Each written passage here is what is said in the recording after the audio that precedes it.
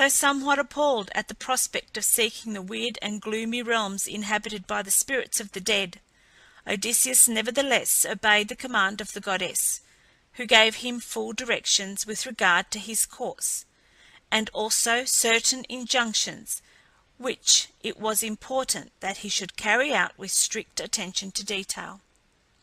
He accordingly set sail with his companions for the dark and gloomy land of the Cimmerians, which lay at the furthermost end of the world, beyond the great stream Oceanus. Favoured by gentle breezes, they soon reached their destination in the far west. On arriving at the spot indicated by Circe, where the turbid waters of the rivers Acheron and Cocytus mingled at the entrance to the lower world, Odysseus landed, unattended by his companions. Having dug a trench to receive the blood of the sacrifices, he now offered a black ram and ewe to the powers of darkness, whereupon crowds of shades rose up from the yawning gulf, clustering round him, eager to quaff the blood of the sacrifice, which would restore to them for a time their mental vigour. But mindful of the injunction of Circe, Odysseus brandished his sword, and suffered none to approach until Tiresias had appeared. The great prophet now came slowly forward, leaning on his golden staff, and after drinking of the sacrifice, proceeded to impart to Odysseus the hidden secrets of his future fate. Tiresias also warned him of the numerous perils which would assail him, not only during his homeward voyage, but also on his return to Ithaca, and then instructed him how to avoid them. Meanwhile, numbers of other shades had quaffed the sense-awakening draught of the sacrifice, among whom Odysseus recognized, to his dismay, his tenderly loved mother, Anticlea. From her he learned that she had died of grief at her son's protracted absence, and that his aged father Laertes was wearing his life away in vain and anxious longings for his return. He also conversed with the ill-fated Agamemnon, Patroclus, and Achilles. The latter bemoaned his shadowy and unreal existence, and plaintively assured his former companion in arms that rather would he be the poorest day-labourer on earth than reign supreme as king over the realm of shades. Ajax alone, who still brooded over his wrongs, held aloof, refusing to converse with Odysseus, and suddenly retired when the hero addressed him. But at last so many shades came swarming round him that the courage of Odysseus failed him, and he fled in terror back to his ship. Having rejoined his companions, they once more put to sea, and proceeded on their homeward voyage. The Sirens. After some days' sail, their course led them past the island of the Sirens.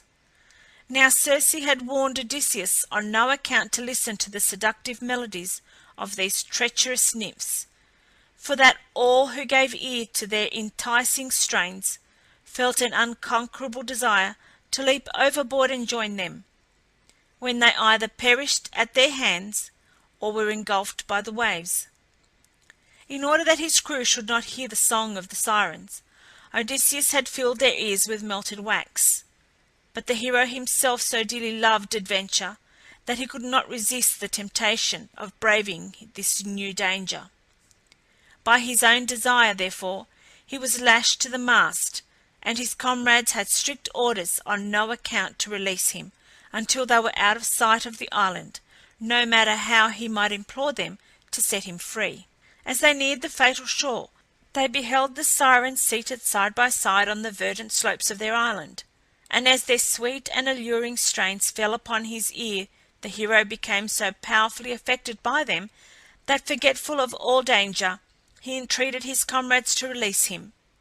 But the sailors, obedient to their orders, refused to unbind him until the enchanted island had disappeared from view. The danger past, the hero gratefully acknowledged the firmness of his followers, which had been the means of saving his life. The island of Helios. They now approached the terrible dangers of Scylla and Charybdis, between which Circe had desired them to pass. As Odysseus steered the vessel beneath the great rock, Scylla swooped down and seized 6 of his crew from the deck, and the cries of her wretched victims long rang in his ears. At length they reached the island of Trinacria, Sicily, whereon the sun god pastured his flocks and herds, and Odysseus, calling to mind the warning of Tiresias to avoid this sacred island, would fain have steered the vessel past and left the country unexplored, but his crew became mutinous and insisted on landing. Odysseus was therefore obliged to yield, but before allowing them to set foot on shore, he made them take an oath not to touch the sacred herds of Helios, and to be ready to sail again on the following morning. It happened unfortunately, however, that stress of weather compelled them to remain a whole month at Trinacria, and the store of wine and food given to them by Circe at parting being completely exhausted, they were obliged to subsist on what fish and birds the island offered.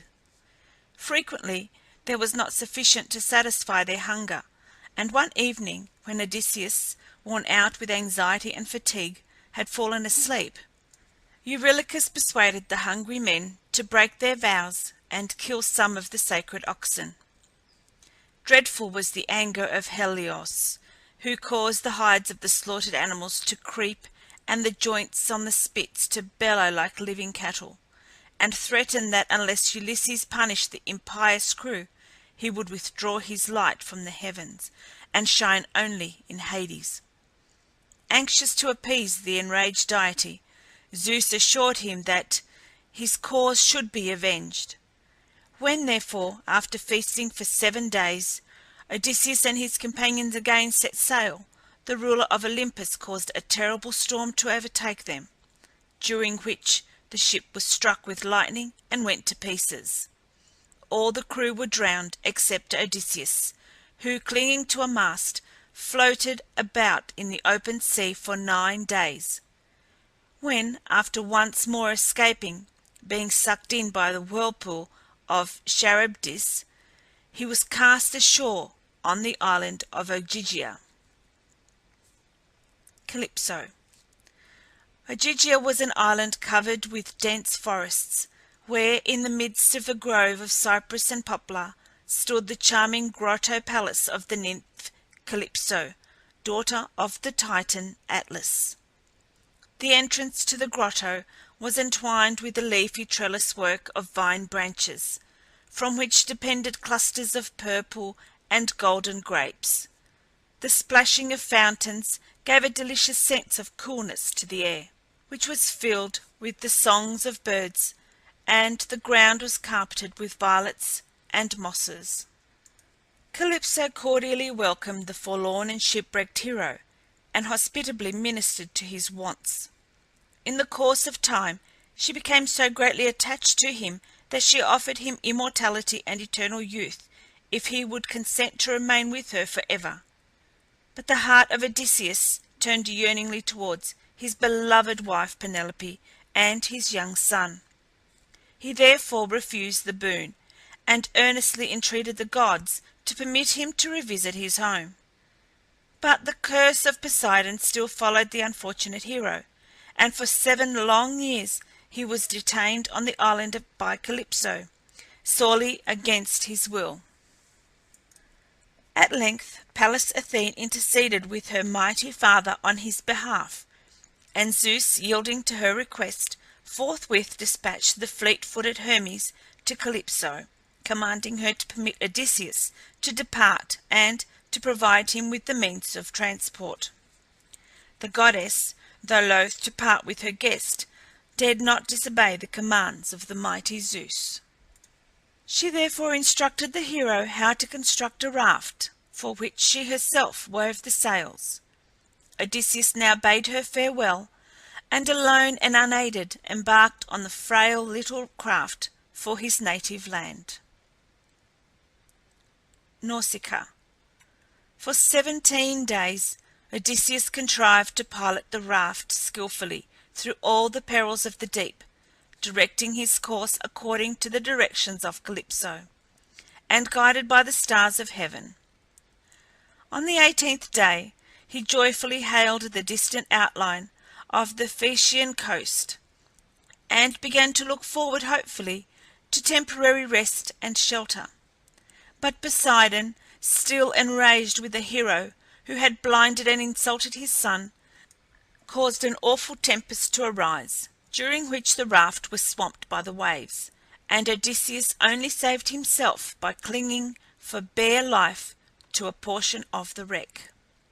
For 2 days and nights he floated about, drifting hither and thither by the angry billows, till at last, after many a narrow escape of his life, the sea goddess Leucothea came to his aid, and he was cast ashore on the coast of Scheria, the island of the luxurious Phaeaces.